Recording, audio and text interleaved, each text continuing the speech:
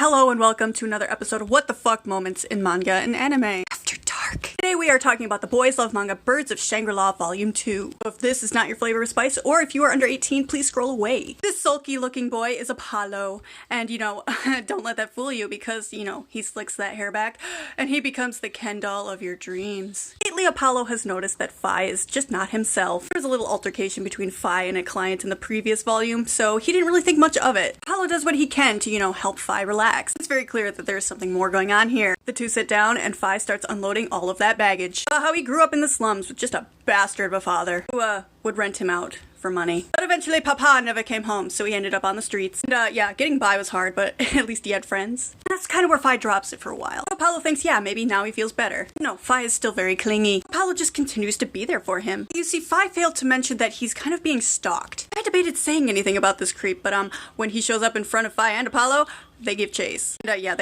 they get no answers. Back home, Apollo's like, okay, so what's the deal? And that's when Fi pulls out the real trauma baggage. I used to have a friend named Hassan. And they were part of a gang of kids that would make money any way they could. Which for Fi meant, renting himself again. Hassan would wait in the shadows, getting blackmail footage of this creep to use against them to get more money. As time went on, Hassan realized, hey, it's no skin off my ass if I don't do my side of the deal. And it doesn't take long for Fi to realize he's just being used. The breaking point for Fi is when he gets jumped and robbed. Hassan is nowhere around. Fi's pissed. He's like, I could have just stayed with my dad if I wanted this to happen. Hassan's blasé reaction is the absolute last straw. All hell breaks loose and, Hassan kind of accidentally gets yeeted off the side of a building. And Fi doesn't really get any time to process that his friend was just unalived, because that's when the owner of Shangri-La descends from the heaven to give him a new home. And that's when Fi shows Apollo a strange email he received. It suggests that somebody saw what happened between Fi and Hassan, or that Hassan might be alive. And then adding in all this stuff with the stalker,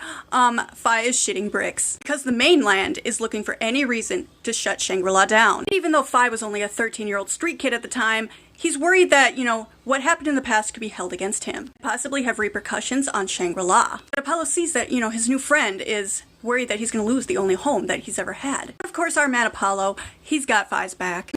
Ain't nobody gonna be messing with his bird. And you see Apollo has been improving as a teaser. When the understandably freaked out Fi wants to spend the night.